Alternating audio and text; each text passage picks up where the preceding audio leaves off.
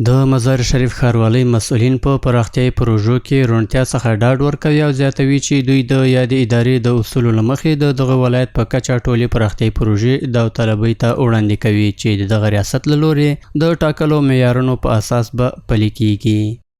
پروژه های ما یک طی مراحل دور و دراز داره.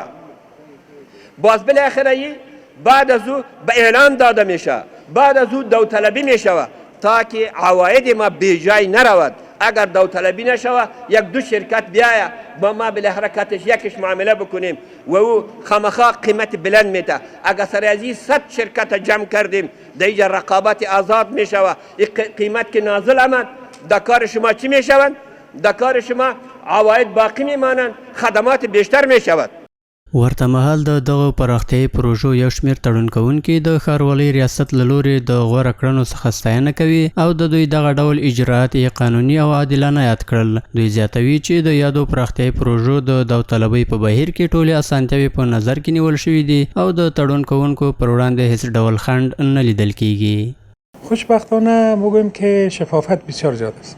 شفافیت ایتو از قیمت مهم است. داوطلبی میشه آزادانه، میریم از اون نمایندای ولایت و از ارگانهای دیگه و استخبارات میباشه دیگه. مهمترین عنصری که دینا است، مهمترین چیزی که از قیمت پایین است. ما خوشبختانه این سال در شهرداری اشتراک کردیم که قبلا ما کار نکرده بودیم. یک 4 پروژه را برنده شدیم که نرخ ما پایین بود. همگان از کارهایی که شهرداری شهر مزار شریف کرده راضی هستند و هم مردم و هم اداره شهرولی و هم شرکت ها.